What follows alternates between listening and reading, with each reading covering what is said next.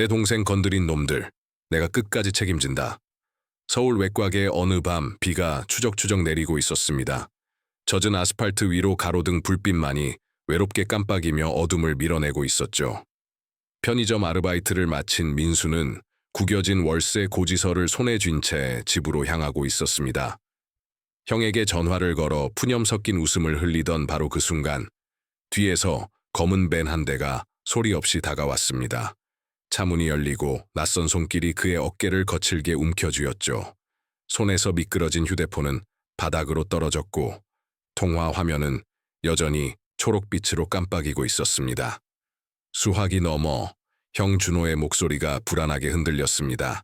집 안에서 조용히 이어폰을 꽂고 있던 준호는 동생에게서 들려온 비명과 소란의 자리에서 벌떡 일어났습니다. 겉으로는 평범한 회사원이었지만 그는 사실 육군 UDT 특전사 중령 출신이었습니다. 그는 굳은 얼굴로 낡은 군번줄을 손에 움켜쥐고 오랫동안 감춰두었던 군용 가방을 꺼냈습니다. 하지만 그의 결심은 단호했습니다. 폭력이 아니라 증거와 기록으로 동생을 구하겠다는 것. 한편 낡은 창고 안 민수는 의자에 묶인 채 공포에 떨고 있었습니다. 조폭들은 그를 둘러싸고 비웃음을 흘리며 자신들의 추악한 거래 이야기를 나누고 있었죠. 그들의 대화는 비밀스러웠지만 이미 준호가 몰래 설치해둔 작은 녹음기에 고스란히 담기고 있었습니다.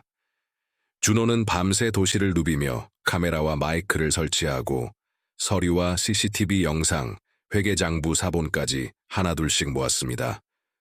어둠 속에서 드러나는 진실은 단순한 폭력배의 소행이 아니었습니다. 건설사, 정치인, 그리고 지역 조직이 얽힌 거대한 부패의 골이었죠. 준호는 숨죽이며 모든 연결점을 기록했습니다. 그는 지금 홀로 거대한 전장을 설계하고 있었습니다. 창고 안에서 민수는 눈을 감고 형의 얼굴을 떠올렸습니다. 끝없는 두려움 속에서도 희미한 희망의 끈을 놓지 않았습니다. 그는 알고 있었습니다. 형은 반드시 자신을 찾아낼 거라는 것을. 그 시간 준호는 도심 곳곳을 누비며 증거의 그물망을 촘촘히 좁혀가고 있었습니다. 허름한 포장마차, 유흥가의 어두운 골목, 그리고 시청 앞의 은밀한 거래 장소까지 모든 곳에 작고 눈에 띄지 않는 장비들이 심어졌습니다. 녹음기에는 뇌물과 협박, 불법 자금 세탁에 생생한 대화들이 차곡차곡 쌓여갔습니다. 어느 날 새벽, 마침내 결정적인 장면이 카메라에 잡혔습니다. 건설사 임원과 지역 정치인이 클럽 VIP 룸에서 은밀히 속삭이는 모습이었습니다. 그들의 손에는 술잔 대신 두툼한 돈 봉투가 오갔습니다. 시끄러운 웃음소리와 잔 부딪히는 소리 사이로 민수의 이름이 짧게 언급되었습니다. 동생은 단순한 납치 피해자가 아니었습니다. 그들의 힘을 과시하기 위한 희생양이었던 겁니다. 준호는 차가운 숨을 몰아쉬며 화면을 응시했습니다. 동생을 구하기 위해서는 단순한 잠입이나 구출이 아닌 조직 전체를 무너뜨릴 결정적 증거가 필요했습니다. 그는 다시 한번 다짐했습니다. 주먹이 아니라 기록으로 끝낸다.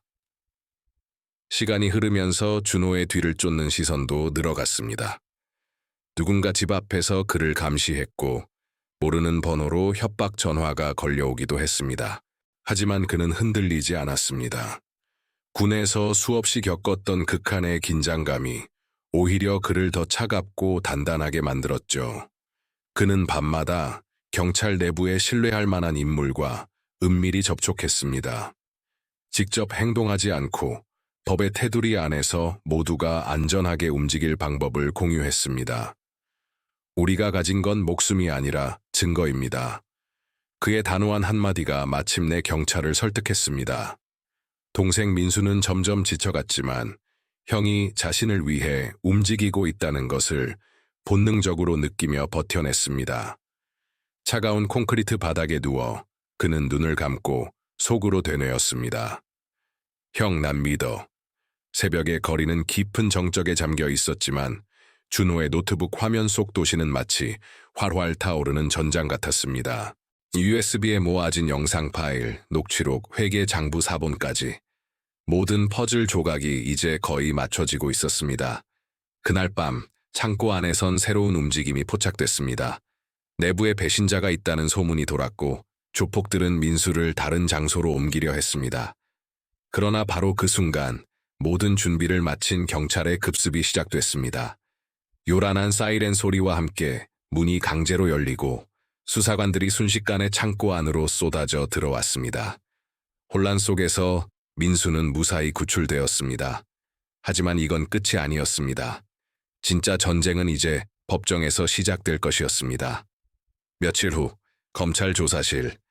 책상 위 모니터에는 클럽 VIP 룸에서 찍힌 영상이 재생되고 있었습니다. 건설사 임원과 정치인이 돈 봉투를 주고받는 장면, 그리고 민수를 언급하며 웃던 그들의 대화. 방 안의 공기는 차갑게 얼어붙었습니다. 수사관의 눈빛이 흔들리며 물었습니다. 이 증거의 출처는 어디입니까? 준호는 흔들림 없이 단호하게 대답했습니다. 합법적인 절차에 따른 체증입니다. 제보자는 신변 보호가 필요합니다. 마침내 열린 재판정. 기자들과 시민들이 가득 찬 방청석 앞으로 피고인석엔 조직의 보스와 부패한 공무원들이 나란히 앉아 있었습니다. 검사가 준호가 모은 증거들을 차례대로 내놓았습니다. 회계도표, 계좌 내역, 그리고 생생한 목소리가 담긴 녹취 파일까지. 모든 증거들이 하나의 거대한 범죄를 가리키고 있었습니다. 피고 측 변호인은 필사적으로 방역했습니다. 피고인은 그저 해당 건물의 임차인일 뿐입니다. 이 사건과는 전혀 무관합니다. 하지만 그 순간 법정 스크린에 새로운 파일이 띄워졌습니다. 범죄 조직의 자금 흐름을 관리하던 브로커의 수첩이었습니다. 날짜별로 금액과 이니셜이 빼곡히 적혀 있었고 클럽 장부와 정확히 일치했습니다. 법정이 술렁이기 시작했습니다. 결정적인 순간 조직의 막내였던 한 청년이 증인석에 섰습니다. 그는 떨리는 목소리로 하지만 또렷하게 말했습니다. 더 늦기 전에 모든 것을 바로잡고 싶었습니다. 저를 협박한 사람은 아무도 없었습니다. 오직 보호만을 약속받았을 뿐입니다. 그의 용기 있는 증언이 법정 안에 무겁게 울려 퍼졌습니다. 재판장은 판결문을 읽어 내려갔습니다. 납치, 특수협박, 범죄 수익 은닉, 피고인 마동철, 징역 9년, 공범 공무원, 징역 5년. 법정은 웅성거렸고 누군가는 눈물을 흘렸으며 또 누군가는 고개를 떨궜습니다. 준호는 방청석 끝자리에 앉아 조용히 눈을 감았습니다. 주먹도 칼도 쓰지 않고 오직 진실의 힘으로 승리한 순간이었습니다. 재판이 끝난 뒤 민수는 병원 침대에 앉아 있었습니다. 긴장과 공포로 지쳐 있었지만 그의 얼굴에는 깊은 안도감이 묻어났습니다. 형 준호가 병실 문을 열고 들어왔습니다. 두 사람은 한동안 말없이 서로를 바라보다가 민수가 작은 목소리로 말했습니다. 형, 고마워. 준호는 말없이 고개를 끄덕이며 동생의 어깨를 가볍게 두드려 주었습니다. 그는 더 이상 특전사가 아니었지만 동생을 지켜낸 이 순간만큼은 그 어떤 전투보다 값지고 위대했습니다. 며칠 뒤 한 조용한 도장 안. 아이들이 줄지어 서서 낙법을 배우고 있었습니다. 준호는 아이들 앞에서 차분한 목소리로 말했습니다. 힘은 누군가를 쓰러뜨리기 위해 쓰는 게 아니란다. 넘어진 누군가를 다시 일으켜 세워주기 위해 쓰는 거야. 아이들은 고개를 끄덕이며 그의 말을 따라했습니다. 한쪽 구석에서 그 장면을 지켜보던 민수의 얼굴에 옅은 미소가 번졌습니다.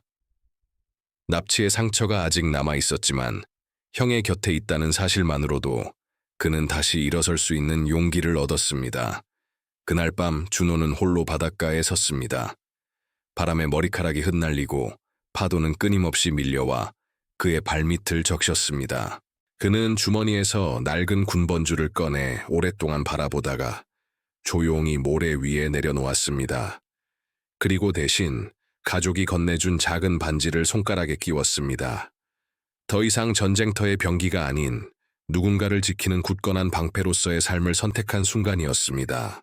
카메라는 천천히 멀어지고 도시는 여전히 수많은 불빛으로 가득했습니다. 어딘가에서 또 다른 악이 고개를 들겠지만 이제 그들을 기다리는 건 무분별한 주먹이 아닌 냉철한 기록과 엄정한 법, 그리고 서로를 지키려는 사람들의 굳건한 연대일 것입니다. 진짜 강함은 누군가를 무릎 꿇리는 능력이 아니라 무너진 사람을 다시 일으켜 세우는 힘에서 나옵니다. 오늘도 어딘가에서 누군가는 넘어지겠지만 우리는 배웠습니다. 안전하게 넘어지는 법, 그리고 함께 일어서는 법을. 오늘 이야기가 마음에 드셨다면 구독과 좋아요, 그리고 알림 설정까지 꼭 부탁드립니다. 여러분의 작은 클릭 하나하나가 저희가 다음 이야기를 이어가는데 정말 큰 힘이 됩니다. 시청해 주셔서 감사합니다.